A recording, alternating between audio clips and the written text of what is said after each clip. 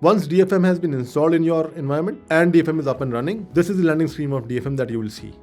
To configure DFM, there are two types of users. One is the super admin user, which will have access to all of DFM capabilities. And this user will be primarily used for onboarding your existing NiFi clusters into DFM, for setting up the initial authentication and configuration within DFM, setting up of your initial roles for DFM. Basically, all the onboarding will need to be done using this super admin user. Once this onboarding is complete, you have your operations user, the second type of users. These are the users who have been configured in DFM and now they have access to limited capabilities of DFM as per the roles that have been assigned to them. And these are the users who will be managing your day-to-day operations. So how do we do all of this? So first, like I said, super admin user. So we log in with the super admin user. I have already a user configured over here and I am inside DFM. So the first step that needs to be done is I have to onboard my NiFi cluster within DFM. So I go to clusters menu. I have few clusters already onboarded, but in case if I need to add a new cluster, so I just go to add a new cluster. I provide my cluster details, my NiFi URL, my NiFi registry details, all of those, those details along with the credentials. And once that is done, my cluster will be listed over here. So for example, I already have a couple of clusters listed over here. I have one cluster which is called as production, which is already listed over here. And you can see its NiFi URL, cluster status. Right now I'm logged into cluster from DFM. So it is showing me disconnected, right? But essentially this is your cluster onboarding. This is first step that you need to do. Second, we need to configure users within DFM. What we have provided is a LDAP based authentication and authorization mechanism within DFM. We go to LDAP configuration. We provide our LDAP credentials, our LDAP, login details, the DNs, the CNs, the basic LDAP configuration, right? Once that is done, again, DFM will connect to my LDAP, pull in all the groups, all the users within LDAP to which, it has access to within DFM. Now I have users also within DFM. Next that I need to do is I need to create roles which can be assigned to those users. So let's go to roles and permissions. So you will see certain roles are pre-configured within DFM. The cluster, process group, users. So all these are different access that we can provide to any roles. Okay. And if I talk about roles, so DFM also allows you to create your own role. And then you can assign these permissions to those roles. So here, let's select a user, let's say admin. And, over here, I've already given the permissions to admin. This user is because it's an admin, so he has got all, every access within DFM. One more thing that you can also control via DFM is the user has access to which cluster.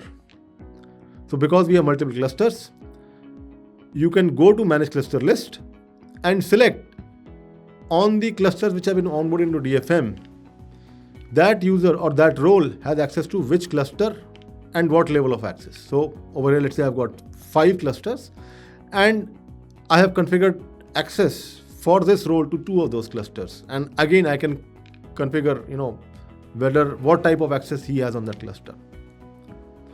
Once that is done, so this user now has access to these clusters.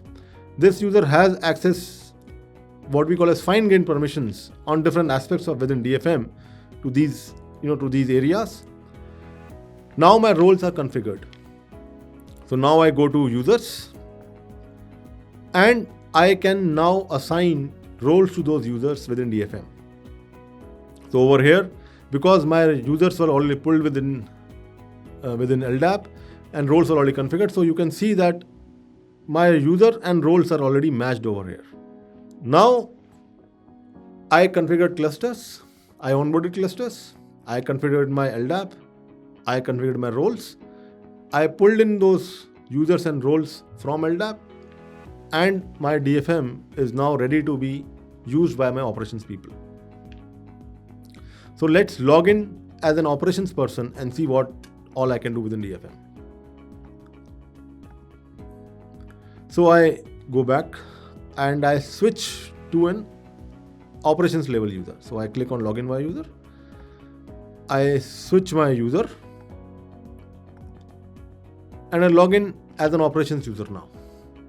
So once I'm logged in, based on the permissions that I have been given to me by super admin or by the user who configured my role, I'll see the list of clusters over here. Now, because I was given access to only 2 clusters, so I'm seeing only 2 clusters. The remaining 3 clusters I do not have access to because because this user was not given access to that cluster. Now, once I'm logged in and I'm listing my clusters, I want to actually do operations on that cluster now. How do I do that? First, I need to log into that cluster now. So for that, I go to cluster login. I'm logging into a production cluster. I have my user configured already over there. And this user was configured and pulled in via LDAP. I am logged in. And you see this bar has now changed to green. This bar also shows us the status of my NiFi nodes in that cluster. So this cluster has 3 nodes, and a complete green bar means that all those 3 nodes are up and running as expected. If any one of those nodes had been down, this bar, we will see a red segment over here depicting that one node is down. So within DFM, this is how I can immediately see what is my cluster health status. Right. Now let's go to the more interesting part. Let's say I want to now deploy my process or my NiFi flows from my cluster, from one of my clusters to my production cluster.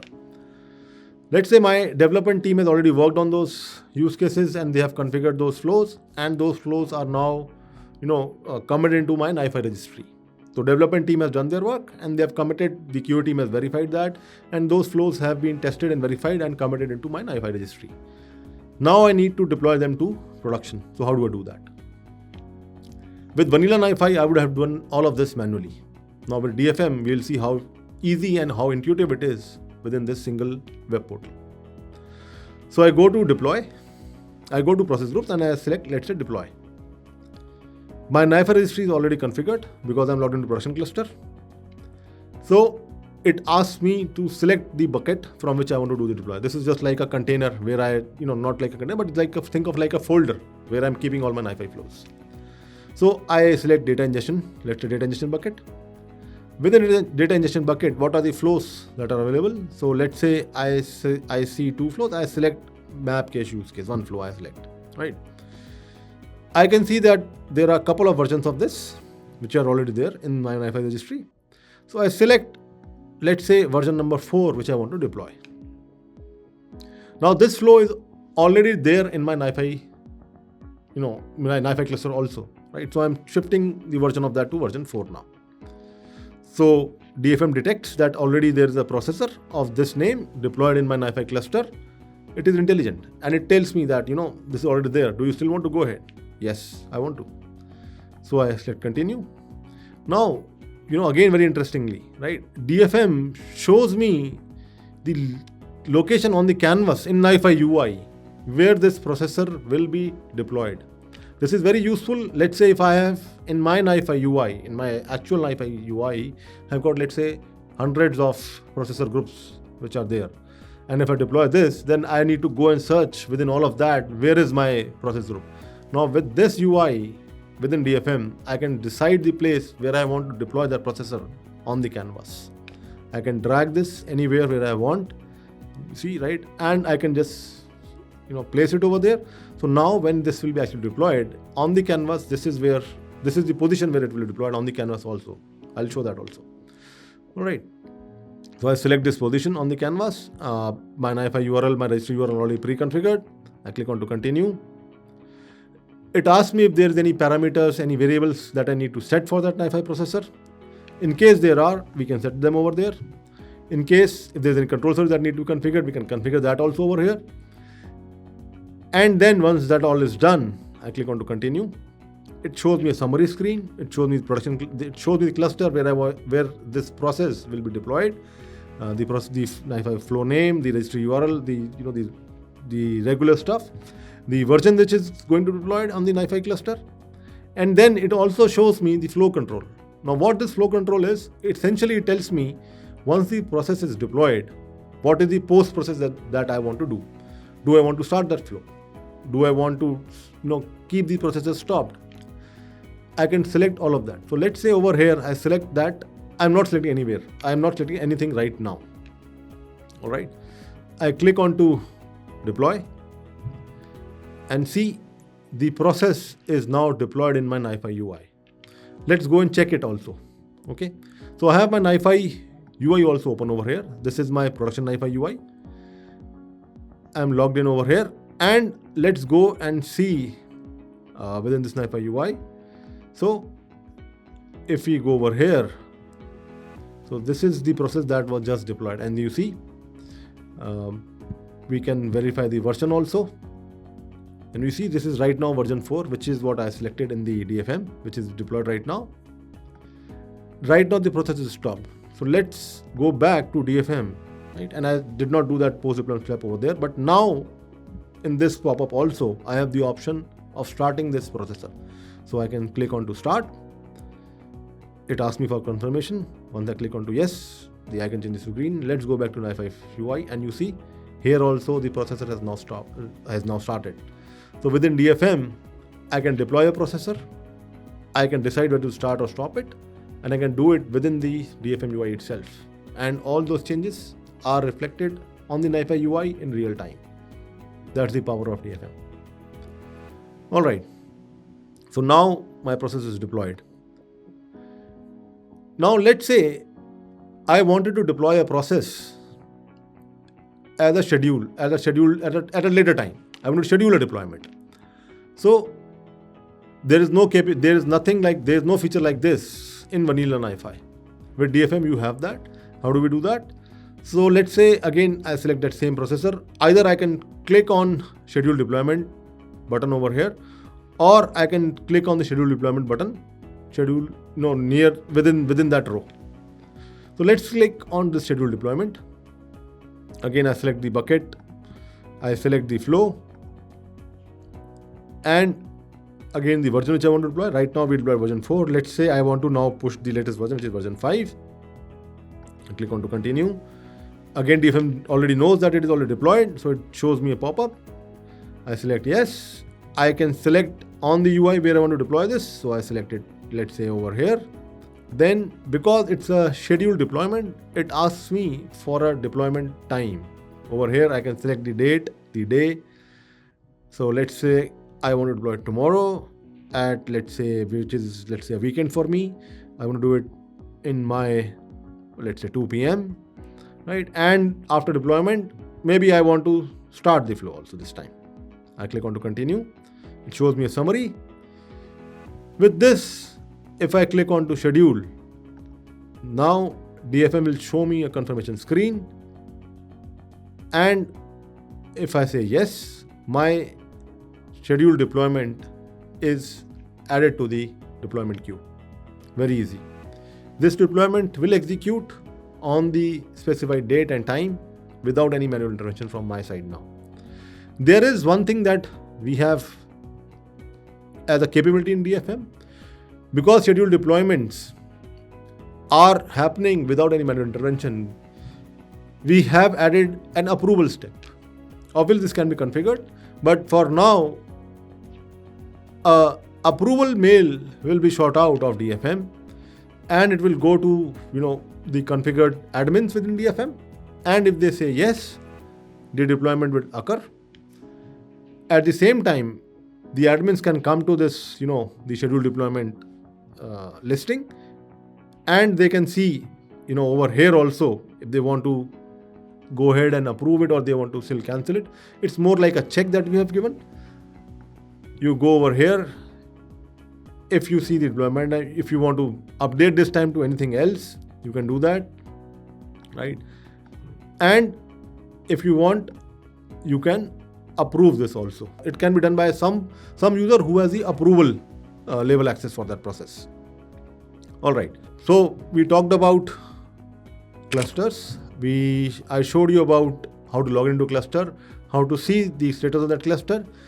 I also talked about deploying a flow from one environment to another environment. I also talked about scheduled deployment. I talked about the approval flow. Now let's talk about the auditing. So all of that just happened within DFM. I earlier mentioned it is all being audit logged into DFM, and those are immutable. So where do I see all of that? So one thing we can do is we can go to this activity history, and once I go over there, it will list me all the tasks, all the everything that has happened within DFM.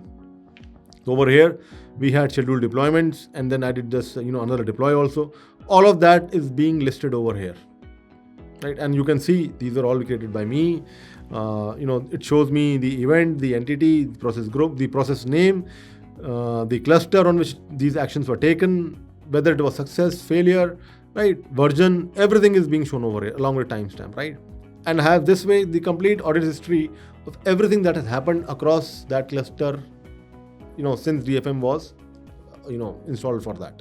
I have one view of anything which is happening in my cluster. Then let's go and see about metrics. So we have what we call as a dashboard. What this shows, it essentially pulls in certain predefined KPIs from NiFi clusters and displays them over here. Some metrics that we are showing right now are, your number of active threads, started processors, total processors, right? Number of flow files queued, your flow metrics, right? And also very importantly, any errors that are occurring in any of your NiFi clusters. So within DFM, you get to see all those errors listed within DFM. Now this is not the end. This was what we were able to see for your production cluster. Similarly, we may have other clusters also. And we want to see the same thing for those clusters. Very simple. Just go over here, select your cluster where you want to log in, and just once you're logged into the cluster, everything that you did for the production cluster, you can do for the other clusters also over here. So you see, within DFM, anything that you want to do on your NiFi, you can do without having any NiFi knowledge per se. You don't need to log into your NiFi servers, NiFi clusters. Only thing that you need to do is log in within DFM and play around over here. All right. So with that, let's summarize. With DFM, we have two types of users. One is super admin, one your admin users or your operation users. With super admin, I showed you initial onboarding, initial cluster onboarding, initial configuration for users via LDAP, creation of roles, assigning fine-grained permission to those roles, then mapping of those roles to those users. And once this all is done, then your operations users can start using DFM. With operations users, we demonstrated how one can deploy processes from one environment to other environment, how you can schedule those deployments. We also saw about auditing. We also saw about how to switch between clusters. We also saw the metrics which are being pulled into your dashboard. Now, because KSolves has done all of this, the DFM is white labeled product. So if you want, you can have your own logos, your own theme, your own style guides applied onto DFM so that it looks like your own enterprise grade product. Okay, so let's move. Some case studies that we had, some success stories that we had with DFM for our esteemed customers. So, case study 1. This is for a US retail giant. It's a multi-billion-dollar company, and we have been managing their NiFi environment for quite some time now. They have multiple NiFi clusters, multiple NiFi nodes in each cluster. Everything was being done by a dedicated manual NiFi DevOps team. With DFM, that team now only needs to access one web portal, the DFM. It has reduced a lot of chances for manual errors, which were quite common earlier. misconfiguration of parameters, misconfiguration of controller services, misconfiguration of flows which were supposed to be deployed. All of that is now easily controlled and accessible within DFM. All the users who have access to different environments, their access levels, their permissions on each cluster is controlled from within a single unified view of DFM. The validation of flows, the scheduled deployment processes, they are super happy with all of this. They have been able to reduce considerable costs by using DFM. Success story 2. This is for another US-based customer who is into cable network management. Again, KSOLs has been managing their NiFi environment for quite, almost more than a decade. We have been instrumental for all the NiFi related deployments there. And we felt that DFM was a very good fit over there. Using DFM, the customer has been able to save almost 30% of time during deployments. 30% reduction in deployment time. Very significant effort. They have also been able to save considerably, almost 50% of operations related cost. All that was being done, validated manually, is now being done automated because of DFM. So that's the power that DFM brings to our clients. If you are a NiFi user, a NiFi admin, you are using NiFi in your organization, DFM can do wonders for you.